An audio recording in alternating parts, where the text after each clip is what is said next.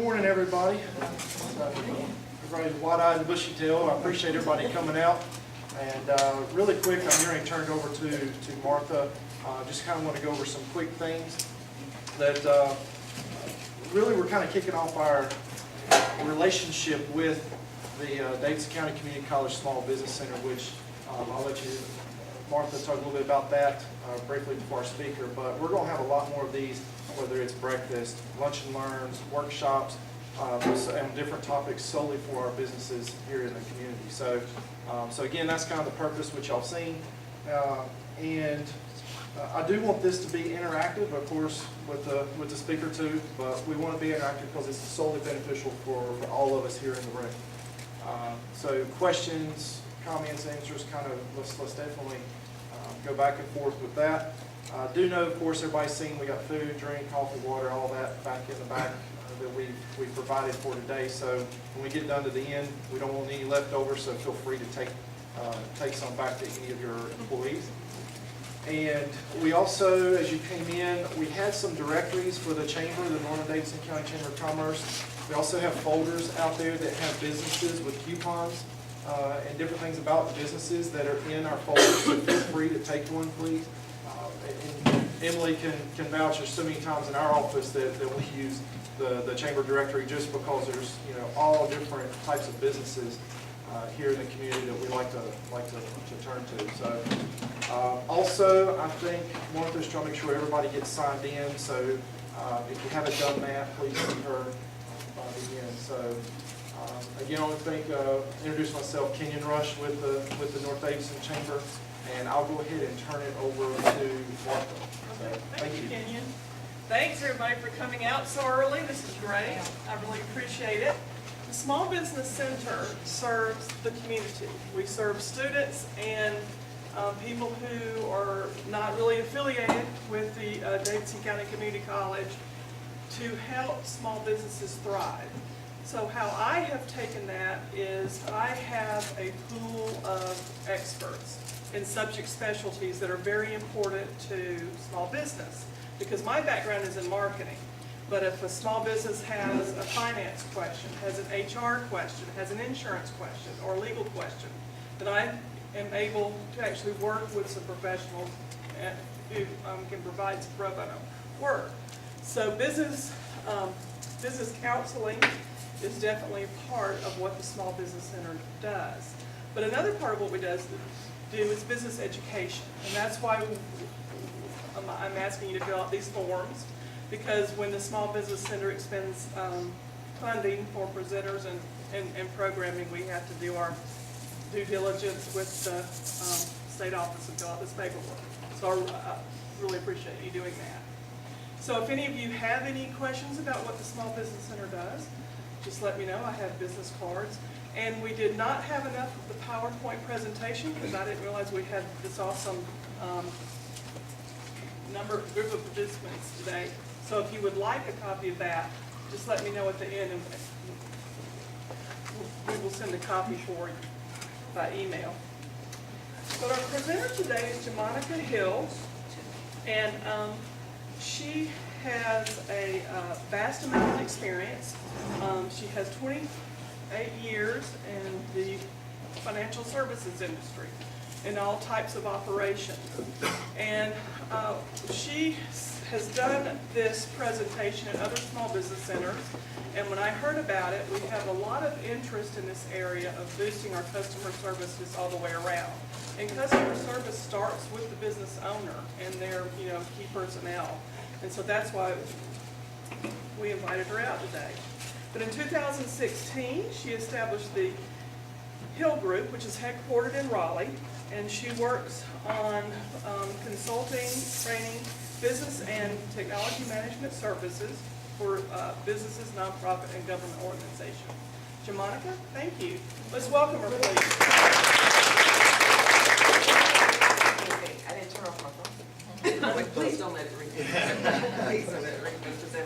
So, first of all, I'm delighted to be here, and really, I'm in a humble place when I'm speaking with the teams, with you guys. So first of all, congratulations on owning your small business or getting ready to own your small business. So at this point, she's already introduced me. I just want to go around the room and you can tell me your name, how many years you've been in business, which industry. Well, I'm trying to get this one. There it is. My name's Tracy Hurley. We're not actually business owners. We represent Home Instead Senior Care. I'm a registered nurse. We offer personal care, companionship, and home helper for seniors. We're a non-medical group, but the state of North Carolina does require an RN to do the care plan. So that's where I come in. I'm one of two. There's another RN in the office with me. Jeff is one of our caregivers. We have right at 100 clients right now that we serve Davidson and Davie County. We have about, I think, 87 caregivers. Shanna J. Howard is the owner. She's been in business. Jeff can help me out there because he's been there Yeah, longer than me. we opened up in Davidson County 9 years ago. Davidson and Davie, we've been in Salisbury and Concord. Same family owned, but it's all independently owned. And I've been there 9 years, close to 9 years the day we opened. Go ahead. Right, Rusty and Robbie Lackey, we represent a company of wellness and nutrition and skincare. 16 years, with 23 countries, we're a multi-billion-dollar brand. And we're proud of our own community. We have about 700,000 customers. We retain about 87% after 16 years of retention. Wow. So we're big into retention and customer service and taking care of it. And it all comes to the vision that we had years ago, just owning our time and adding value and creating solutions for people's problems. So we got fairly good at that. That's good. That's gonna be great for the breakout session. That's right. I got it. My name's Mary Pangen. I'm with Davidson Water Incorporated. I've been there over 31 years now. We serve Davidson County, parts of Randolph County, and a little bit of Forsyth County. We have 71 employees, and we serve over 60,000 connections. We have a lot of customers. And so customer service, even though our employee base is small, customer service is real important, and so we do that on a very slim budget here as far as taking care of the customers, but it's real important to us. And how many customers give it? 60,000? Over 60,000 connections, yes. About everybody in this room here. Yeah. We all know who you are. We like our showers running. That's right. Mary's the one, though. It's all right. Praise God. Mary. I'm Philip Averett with True Taekwondo Center. Martin Douglas and I are the owners, and Master Douglas took over the school that was existing at Peters Creek Parkway and Oliver's Crossing. It was United Taekwondo, and so he took that over in 2012. And so in 5 years, we've added a location at Country Club across from Calvary Baptist Church, and in Kernersville, at Union Cross. And then we moved recently to Hickory Tree at Shopping Center, Hickory Tree Crossing. We have a lot of our team here, and students. Yeah, I feel really safe. I'm not a student, but. And we have about 10 employees. We have some younger folks that are in school, and so they're not here. But when we took over, we had around 50 students in 2012, and we have over 400. Wow. So, yeah. But customer service is obviously, very important to us, and we're really just happy to be here. Hey, my name is Emily Walker. I partner with Gideon Rush with Edward Jones Investments right around the corner, Door Rock and Hit It, and we serve about 400 households. We have about 13 years combined experience, and we're happy to be here today. I'm Kevin Heath, Kevin Mark Catering. My location is up in the Midway Town Center at 52 and Old 52 in Hickory Tree. Been in business as a part-time concern since 2001, full-time since 2005. I'm a very much hands-on owner. I tell people that I take the order, I cook the order, and I deliver the order. So customer service for me is, I have a hospitality background since 1985. So customer service and being there to answer questions and deal with issues is extremely important, and so that's us. Kenyon Rush, Emily just introduced with Edward Jones. So with Jones, you've probably seen us around a couple times. We've got over 54,000 employees. We look in the United States with over 15,600 advisors in the United States. So us and one other firm is the only ones that manage over $1 trillion in assets. We've got 7 of us advisors here in Lexington alone. So we've grown quite a bit. And looking at our practice that we have, it's solely built off relationships and customer service. Every once in a while you may see an ad, maybe, but we really don't. That's word of mouth, and it's how we are able to relate with our clients and listen. So we've been very fortunate. We manage a little over $80 million just here out of our branch here in Welcome. And so it's a session like this is very, very, very important, especially when you're dealing with livelihoods. So. Yes. I'm Joan March. I'm with two. March Motor Cars, my husband and I have been in business for 20 years. We do consignment. We do it from start to finish in reference to helping a customer either buy or sell their car, help people get financing. I do all the title work. We came from the new car business. We didn't like how they operated, how they treated their employees and their customers. So my husband and I, when we found this old dairy farm, we said, look at this traffic in front of our house. We're getting bonded and licensed, and I'm like, oh, really? Oh, it's been good. We've been there for 20 years, so it's been great. The other part is I'm the president of the senior country store here in Welcome, because nobody wanted to be, so. But it's amazing how many people live in this little community and have no idea about the country store. And so, because we were supported by the county, back in 1994, the county dropped us and didn't even tell us. One of the members read it in the newspaper. Nice of the county to tell, not to say anything. So the members got together and said, let's do this, we can do this. We can do it on a volunteer basis. We've been there since, and we're open from Monday through Saturday, 10 to 5. It's a great place. It's crafts. We now added antiques and collectibles. It's just a really nice place to go. Great baby stuff. I mean, if you haven't been there, it's a great place for Christmas gifts. So please. And I'm not Take a stop. affiliated, but I have to share this. Last year, my daughter, who was a senior in college, wanted this special bun hat that had a hole in the middle for a ponytail. I couldn't find these things and didn't want to pay $25 a piece for them online and not know what I was really getting. So I walk in up there and I say, I kind of have a picture. And one of the ladies there said, oh, no problem, I'll make you one. She made me 15. I gave them away for Christmas. It's a wonderful place to go in and have that. I mean, it's like a wealth of knowledge on how to do things and that kind of stuff, canning and all that. Great little country store. Thank you. My name is Lisa Mayhew, and ironically, I work for each and every person in this room, including you. I handle the worthless check program for the district attorney's office in Davidson and Davie County. And why am I here? Because we are the voice for the victim. That is the customer. They're not going to pay me anything. Actually, the defendant pays my salary. But without the customer service skills, I don't get people to come through the door because we have zero marketing dollars. It's not even in the budget. The second thing that I struggle with is sometimes I have the person sitting across from the desk from me that is a defendant, but they may also be a victim. So I have to be very careful how I handle these folks. And that defendant may actually be the person that sends me my next victim that's not related.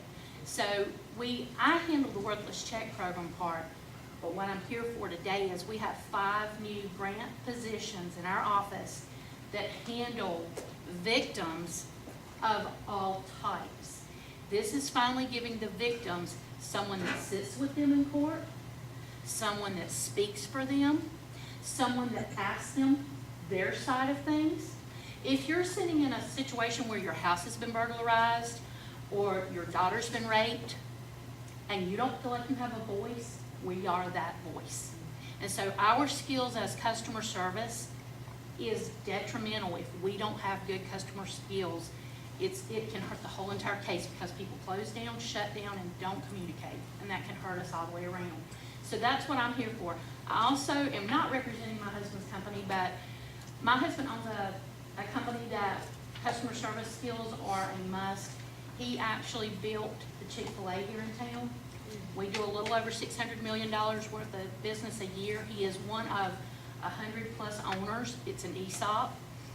He has been with the company over 15 years. They do zero marketing. They don't have to. They've not felt a dime pinch during this recession that we just got through. It's been amazing, and they have more business and are hiring people faster than they can just about train them. So I know from that example what a customer service skill set does for you, both bad and good. If you don't take care of the customer and the problem, you won't be in business next year. Good morning, everybody. I'm Stacy Mitchell, and I'm here threefold. First, as the one of the members of the board of directors for the Louisville-Clemens Chamber of Commerce, so it's nice to be here in collaboration. Secondly, I am with the Small Business Center of Forsyth County as a client with the Small Business Launch Challenge that's happening right now.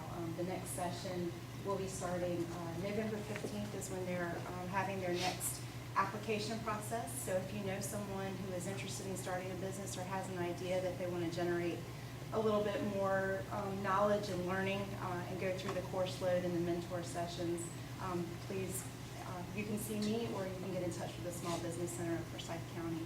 And thirdly, we have a food truck, mobile food unit coming in a couple of weeks, so we will be officially launching Smoky Wagon, and we're doing a little bit of catering right now. My name's Mike Cuttington. I'm with True Taekwondo, so what's the folks I introduce us, so I'm here with those guys today. Gina Marks, also with True Taekwondo. Sarah Arguello here with True Taekwondo. Terra Nova, still with True Taekwondo. Last but not least, Tim Short with True Taekwondo. My name's Jonathan Farlow. I'm the manager of the North Davidson Public Library. Yes, Welcome has a library. I'm sort of trying to show people that we do what we can offer, and I've been there since July. And I'm Renee Bazell. I'm also at North Davidson Public Library, and I've been there 5 years. First of all, I think we have over like 150 years of experience in the room, so that's number one. Very impressed by that. And then just number two, I think the level of passion that you all express just about the customer. I think this course won't be boring. I don't think it will, but I think that we can take it to the next level. So just, you know, Martha mentioned like my background. So I have 28 years with American Express. I had 28 years with American Express, and I was responsible. Do any of you carry the card? If you don't, it's okay. You carry another card, and that card is lost or it needs to be replaced. When you call the bank, or you go online, or you call the VR, whichever way you want to have that card replaced, there's somebody responsible for that. So I was responsible for that for American Express across the globe.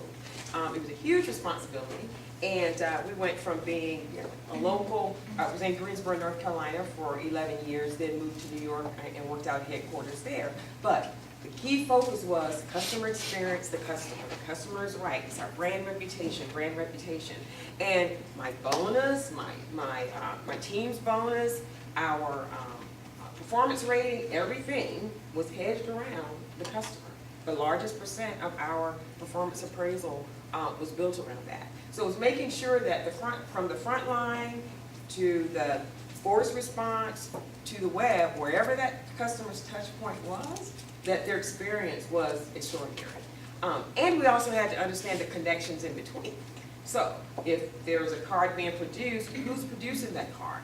Most of the time the work is outsourced. I don't know if any of you outsource some of your work, but I'm gonna talk about that some today.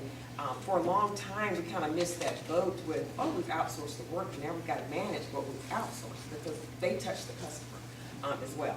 So that's just some about my background. So why did I leave American Express? There was a life-changing event that drove me from New York back to North Carolina, because North Carolina is my root. My daughter was diagnosed with an aggressive stage of breast cancer, but she's okay right now. So during that journey, I was still focused on how I'm the customer still, like even in the medical field, still the customer. I'm explaining things to me correctly, the doctors, the nurses, et cetera. So no matter what area you are in life and where you are, it's thinking about how you're treated and then how you're treating your customers. Because to your point, it's brand reputation. Some companies don't have to market. They don't have to. I mean, it's by recommend to a friend, which we'll get into some today, not into a lot of depth. That may be the next session, because we have 1 hour, and I have a lot to do in 1 hour. So let me, if you have your presentation, if you could just turn to the agenda. So you'll see that we're far behind on the agenda for today. I'm going to try to just rush through knowing the customer. The objectives are on page 3, but page 2 just provides you the agenda. So you get a good idea of, I'll be speaking with you some, but this is interactive. I am bored if I'm just standing up speaking. It's really interactive. You have suggestions? Do you have 2 more? I wish I did. We have a larger crowd than expected. Martha, if y'all want to come over here and sit, we don't mind sharing. We can come in there, all 4 of us can sit. That's not a problem. We're all friendly, I promise. And y'all probably know that, I'm real friendly. Alan Kern and John Kern, the owner of TK Auto Specialist in Lexington. We've been in business for 6 years. We do automotive service, and we just opened up a donut shop, Colonel's Express. That's what you brought in. That's what you brought in. First time here. Sorry. Thank you. Thank you. Definitely. Which donuts are amazing. You guys enjoy it. Thank you for bringing that.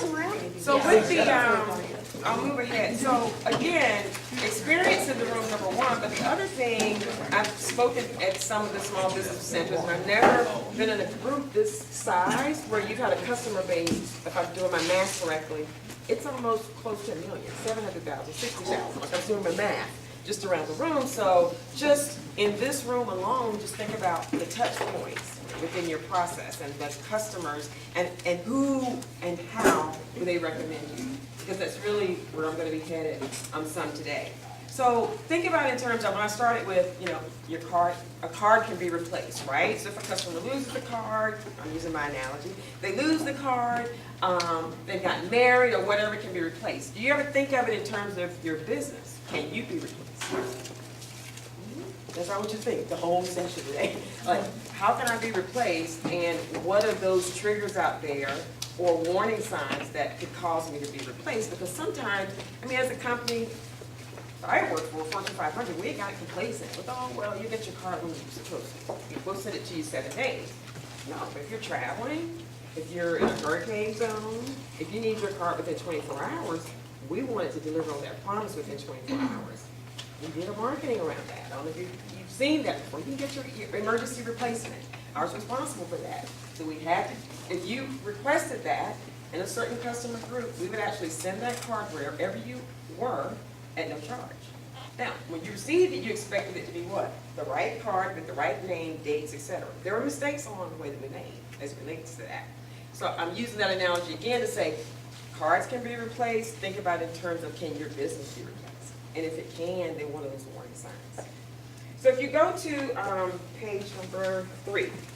So the key message here, you guys have that? I'm used to my PowerPoint. Okay.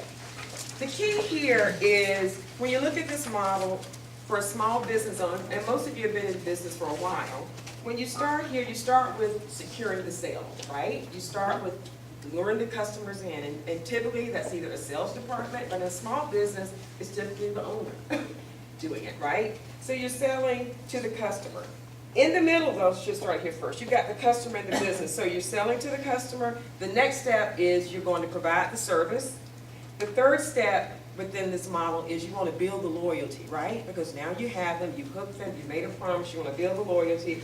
And it's what most of you have said indirectly today. The last component of the cycle is promoting the brand. You want them to recommend you. No matter where they are, no matter who they're speaking with, that they want to recommend you. You recommended, you recommended her business Yes, yes. in a delicate way. And she exceeded your expectation, Oh, right? yes. So that's just an example of, okay, so now I'm curious, because now I want to go buy there. I don't know if I have time today, but I really want to do that. I want to go by there. That's great. Today. So that's a good example of the whole cycle, and then you're recommending her to this large group. What I've listed below here, just the objectives for today, really is understanding the importance of laying the groundwork. And for you that have been in business for a while, the groundwork may already have been established, and now it's just an opportunity to kind of massage it a bit and see where there may be other areas that you can increase upon. Any questions so far? Okay.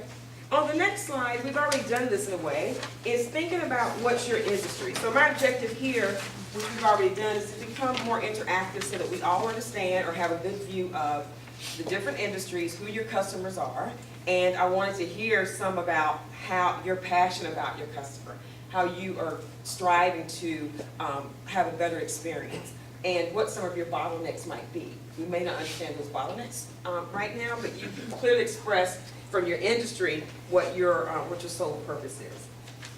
So let's go to page 5. I really want to keep it simple. So a successful business plan must include something around your customer satisfaction. So I'll use my personal experience. I came out of corporate America, I'm writing my business plan, and I'm thinking about marketing and the customer target and the niche and the finance component. What I thought was missing was more push for me in the beginning to think about the customer satisfaction, how I'm going to manage that. It was in the forefront, but there was nothing forcing me on paper to really say how I'm going to manage that plan proactively. Day number 1, when I open up the door, who are my customers, what are their expectations, what am I promising, and what am I delivering? And how am I going to do that? So, just curious now, when you started if you've written your business plan, for those of you who've been in business for a while, this is probably an older, a mature question. But for any of you that have been in business, let's say less than 5 years, when you wrote your business plan or with where you are now, did you think about what are my priorities? What am I promising the customer? What am I delivering? And how am I going to get there? I think we fight a little bit against stereotypes. Because if you go watch a movie or a TV show, what do the libraries look like? You know, they're dusty, they're full of books. You have the mean old bee behind the desk with the literal glasses. You know, and now, yeah, we have books. We also have feature films. We have music downloads. We have ebook downloads. Internet access. Just a whole wide range of things. And if you count how much of your tax money goes into it, you're paying between $16 and $20 a year for it. Not a month, Right. a year. So we sort of have to fight against stereotypes. Well, I don't go to the library because I don't read. Well, do you listen to music? Do you watch movies? Do you get on the internet? Is your printer broken at home? Does your kid need help with their homework? Do you have some grandkids that need to come to a story time or a program or something? So yeah, we're really, with us, it's sort of defeating this same old stereotype. That we only want readers or the only people that have people that read, but there's a whole lot more. That's right. So you're thinking beyond where you are now. It's like a 5-year plan, 10-year plan. And with that, who are those customers along the way? Because you can lose sight of that too.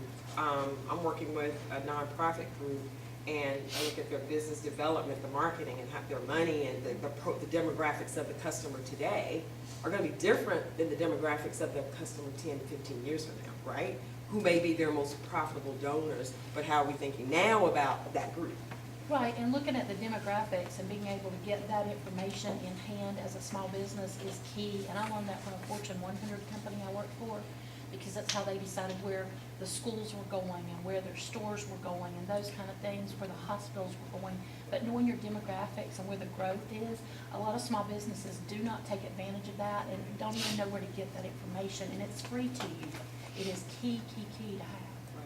And it's important because it allows you to stay on top of what's the market looking like, your competition, who are those competitors, what is their service plan, is there any way for me to benchmark? So thinking forward like that. So my key message here is know your customers' expectations. What did you promise during that sale process? Did you promise I'm going to deliver the card in a day? I'm going to, when they come to the store, am I going to provide you the product that you requested? What are your promises? Like, what are their expectations based upon what you told them? Not what anybody else told them, but what you told them. And are those promises documented? Like, do you know what happened during the sales process? Who's actually selling the product to the customer? What is being sold? Can you deliver upon it? So that leads to the last part of this, which is delivering on your promise. Because your promise is your reputation. That's trust, that's credibility. And that's all the customer has, right? So the customer is really the lifeline, they're the blood. We have revenue, if you have investors, you may have investors, but none of that means anything if the customers aren't spending and accelerating that. So what I have in the middle is a plan. Like, if you don't have a plan, we need to think about what that plan should be. Evaluate it and accelerate it. And just staying ahead of the competition, which you've already mentioned is where I was going to go next. So if you turn to the next page. So do you really know your customers? So to your point, and as I mentioned, who are your customers? So how many do you have? 700? Actually, about 760,000 customers around the world. So around the world, so are there certain demographics? Or you have high spenders? What we focused on is how can my product line impact people in a positive manner, and how do I want that particular customer talking about me? They're going to talk about you one way or the other. And so this is everybody wants to go to the top very fast and they want to ride the elevator. But when I found they ride the elevator and gets there really quick, when they don't have enough maturity to handle big business, and number two, they don't respect it because they don't have the maturity. So if you climb the ladder to success, every time you take a step and you really put yourself into it, because they talk about your brand, everybody here is a brand. You've got to learn how to monetize yourself as a brand to do billions of dollars. So we took our vision and we expanded it to the point, if we can do this, we can do that. But how do we impact our customers, then how are they going to talk about us? To me, integrity is the utmost. Every time you climb the ladder, you grow in integrity. So when I sit down and talk to somebody, I never have an agenda. What can I do to help you? How can I create a solution to help you with the problem that's most important to you? And if I can offer that solution, I'll make sure it's very affordable. And then at this point of sale, it's just the beginning. Customer service is years later. So I'm 16 years into this deal, and we're continually growing. I just bought another company in Asia, opened the Asian market up, and it all started out of my house right here with nothing but a dream and a vision. And I'll tell you, I've been to the top of 2 major banks. And my wife and I have been together 39 years and I had 2 little girls. And my father was a Baptist minister. And my value system is where my integrity is. And I was gone 3 weeks a month doing corporate takeovers, mergers, and acquisitions. And I know you understand 3 weeks a month in a jet is not fun. And so when I walked in and fired my boss, I actually wrote a book about it. Really? Yeah, I fired him, and he was just like, what? And I said, oh, that other guy's going with me. And he said, who is that? I said, it's my skill set. He's leaving when I leave. And I'll tell you what drove me to the point to be an independent business owner is I missed the entire year of my 2 little girls growing up. I missed the church function, all the little ball functions, and I just asked them like 3 hours late to see them get their awards. I missed it all. And my family's my life. And Robin and we don't come from money. We actually come from poverty. And I just kept telling us, one day I'm going to be a multi-million. I'm going to take you places you ain't never been. And she said, well, we ain't eating 3 days. Won't you get some food?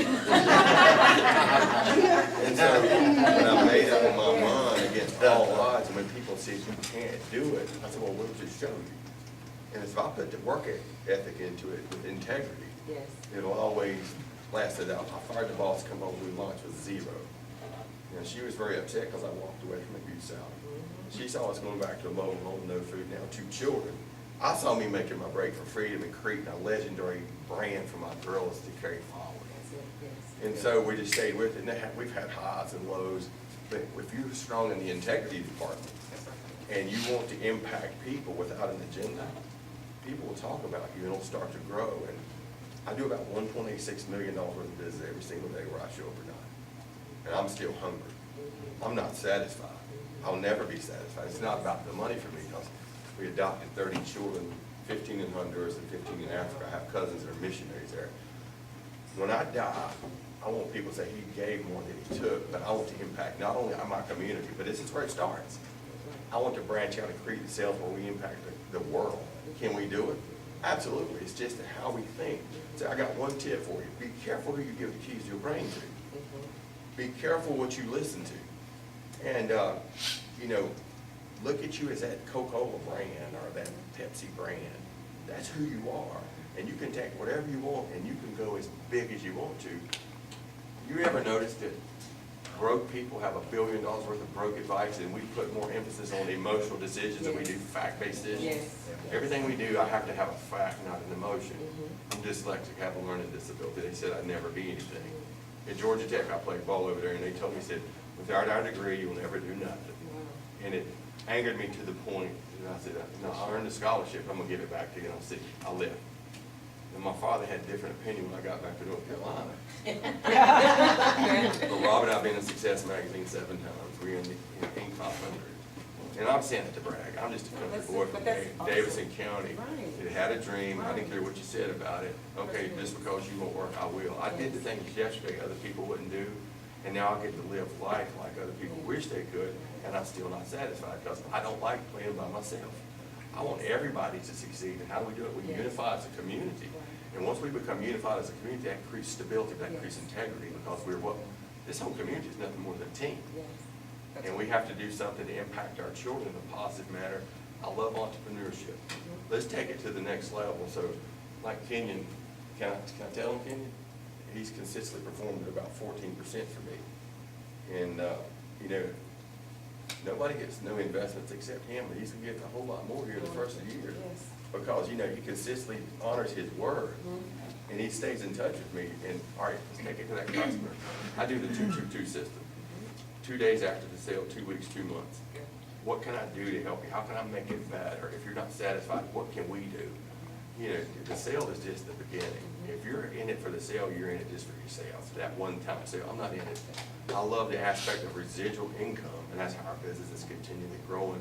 And as we take it to mega billions this coming year, and we're on track for it. It's just, you know, we're 100% customer service, and I want to impact that person where they're talking about me in a positive manner, because I'm the face of the brand. And then my integrity, well, that's what the stability is. It creates this brand that continues to grow on this scale. And though, you know, the key word that he mentioned over, like repetitively, integrity, trust. So it goes back to, you know, the promise and the customer. What did you promise and what are you delivering? And your trust and your brand is what the customer has. You wouldn't be at the level of success that you are if you weren't engaged at each phase. So when he says 2-2-2, I say PPP, which is pre-service, point of service, and post-service, because it doesn't end. Then it keeps recycling, right? Because then you have a new customer and it keeps recycling. But once you sell them, you got to follow that journey all the way through. Or their competitor, trust me, is on your heels.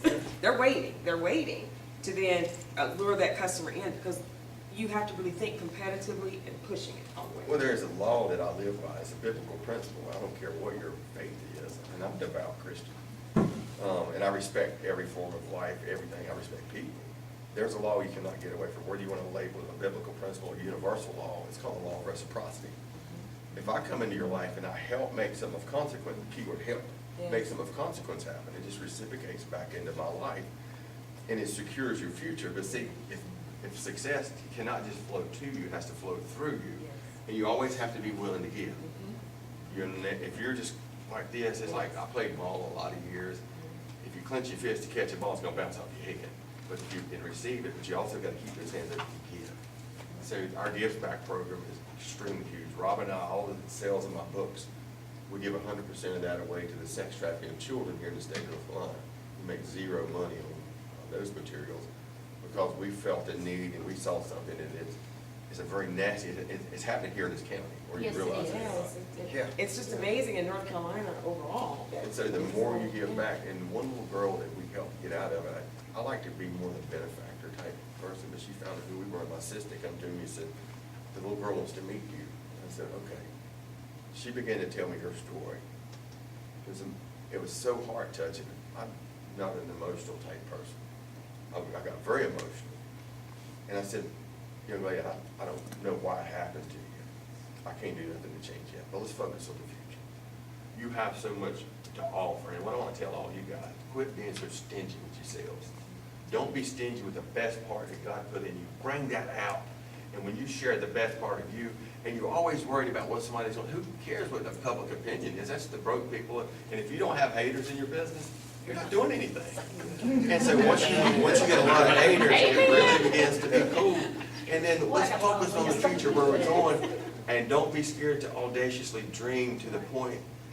And when we were broke and we didn't have any money, we had any food, I kept talking about these audacious things we're going to do in life, and I stayed focused on it. And you know, adversities come, but see, every time you go through an adversity, guess what happens? That says nothing more to make you stronger for the next big blessing that's on the way, because you're going to have your peaks and your mountains. Everybody wants to start running with you when you're on the mountain. It's in the valley that you find out who your real buddies are and where your stability and your integrity is. But as you continue to grow, every time you go through an adversity, you have more foundation. Without foundation, every business here will not make it, and we do love the store. And he's right, because the perseverance and the tenacity, like you have to push, and that, everything he's speaking about, still the center around the business and his prosperity is the customer. He wouldn't be where he is today without the customers, right? So just thinking about those 222s, the PPP, like really the pre, the point, the post service, that's important. So if you go to page 7, which kind of leads into it, like you, understanding that customer journey, and I know this is repetitive, but I want it to resonate. Can you be replaced? And do you understand your customer's journey? Every day, walk the walk. Understand your customer's process. So you've got the customer in the beginning, the business owner in the middle, and the customer at the end. Simple, but from start to finish, it's the customer, you, and the customer. So let's go to page 8. So know the linkages that impacts your company's reputation. Prepare to exceed by laying the groundwork. So from the point that you establish your business, well, let's use any example in the room. If you decide there's a portion of your service that you are not going to perform, that someone else is going to perform for you, how did you vet them? Who is that vendor or that subcontractor? What are the levels of accountability do you have with them? Is there a contract? I would be looking for performance metrics, cost. How is that being managed? Sometimes the smaller businesses, all of us, miss that. Okay, we want to launch, to your point, we want to hurry, we want to launch, we want to get this implemented, but let's slow it down because I might be outsourcing. But let me understand what those critical elements are in my customer's process and who's managing them. We'll go through an exercise with that in a moment. So my key message here is understand who's in the link chain between you and your customer as it relates to process steps. Again, it could be a vendor, it could be a customer service agent, whoever's speaking with your customer, you need to understand those linkages along the way. So do all of you buy into customer satisfaction? You ever seen a survey, right? You've taken surveys, right? So we don't have any resistance around that. So I have samples here. There are many surveys. Some they use the 1 to 10, where it's how would you rate your service? Excellent, very good, fair, poor. Would you recommend that company to a friend? Then there's some that are just qualitative, less quantitative around just providing an overview of how the experience felt to you. So there are various types of surveys. How many of you have survey mechanisms now? So I'll give you just a few examples towards the end of if you want to launch something or attempt to try it, like SurveyMonkey is a good starting place. Not too expensive, but it's a starting point to do that. So let's talk about the 7 principles. That's where we're going to go next. I have to hurry along. So the first three principles to help you connect the customer to your business, I want you to think about this. So know what's important to your customer.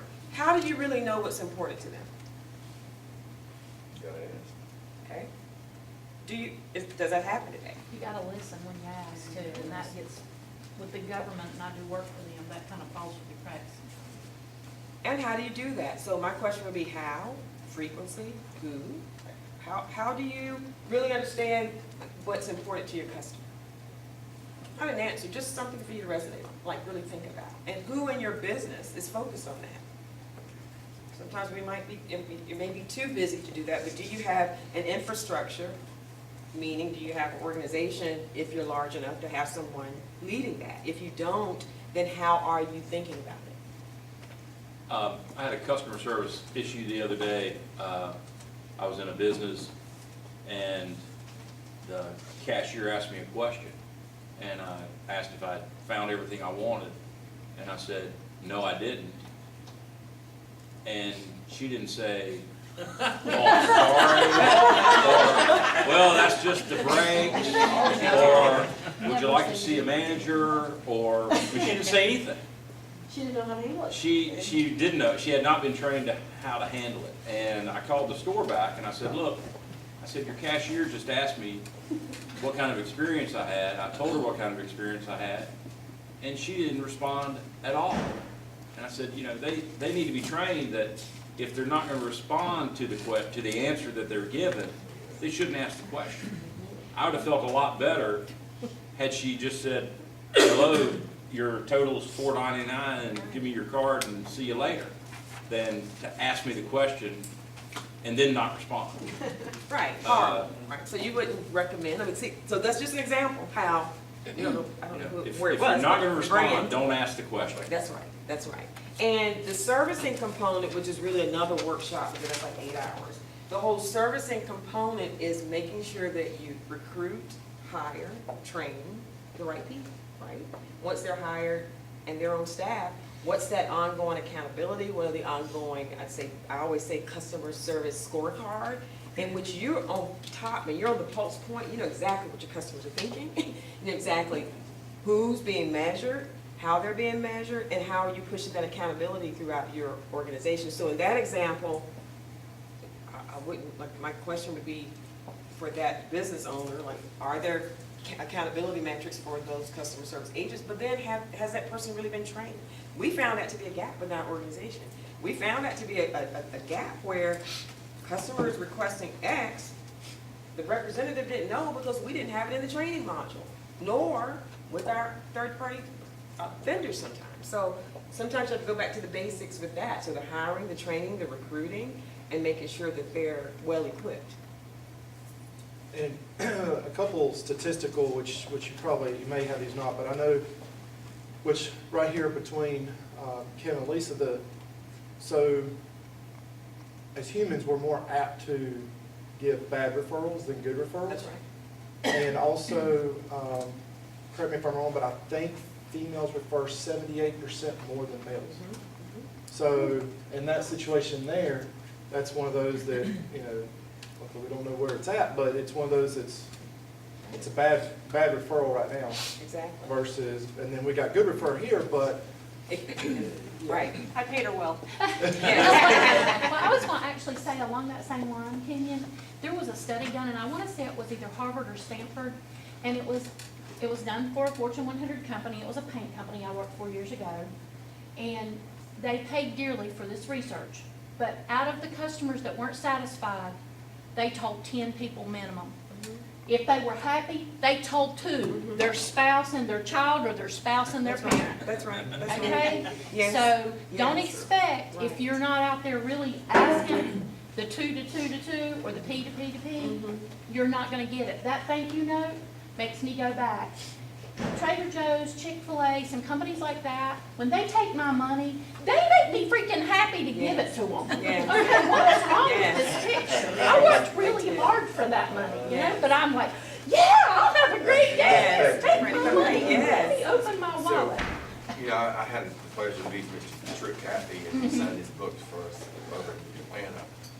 But we use some of that same model from those guys. So if you see something that's working, don't be scared That's to right. borrow it and use it. Exactly. But what kind of experience are you making your customers have? Business experience. You don't say, well, let's sweetheart, I'm gonna take you to average restaurant tonight and we'll just have an average conversation. No, you got to create that experience that people remember, they want to talk about it. And then what are you doing to incentivize your customers to stay with you? We have a great customer loyalty program. They love to share, because they get incentivized to do it in the forms of, we call it perk points or perk dollars back. It reduces the amount of the next sale. And that's what we're doing for us for a long time, and it's growing. And that's how we grew such a big customer basis. With me, if you want to get fired, mess up in the country, but I take responsibility for it. It starts with me to train the people in a correct manner of how to get it done properly. This is what I expect, and I expect my customers to have an experience every time. That's right, yes. And if it's not, somebody else will take your customers. Yes, and I conducted this workshop a couple of weeks ago, and there was a lot of discussion around meet. I placed in the presentation exceed, and some feedback I got was like meet or exceed. In my mind, I think exceed. I can meet the expectation, to your point, but I want to exceed because there's someone on my heels that can meet too. I'd like to exceed in those areas. So when you're thinking about your customer service, the person that you're hiring, remember the link in between, who's between you and the customer, think of it in terms of excellence. Our competition's the internet, which you think about, it's pretty daunting. So I always tell people, Google doesn't smile. And not everybody knows necessarily how to find the correct thing on the internet. But still, the customer service, that's what separates us from the machine. You're right, that's right. So the second point, understand your customers' wants and needs. So again, we're going back to what was promised in the beginning. What are you promising to even deliver from a service standpoint? Do you know what those customers' wants and needs are? So you're digging deep, right? But this is in the beginning of launching your business and all the way through your journey as a business owner, that you can't forget that. The next one is convert the customer needs into your business process. So I'll give this example. So I like Chick-fil-A. I love Chick-fil-A. So when I go to Chick-fil-A, and if it's the same Chick-fil-A that I'm going to, I think of it in terms of I order a salad, but I like my chicken on the side. I just don't like it on the lettuce. It's just my preference. I like the grilled chicken on the side. So when I order that, if you're telling me it may take an extra 2 or 3 minutes, I'm okay with that. Because you're proactively communicating that this is a special order. It's going to take you your order an additional 2 or 3 minutes, so I'm going to have you park in that area. We're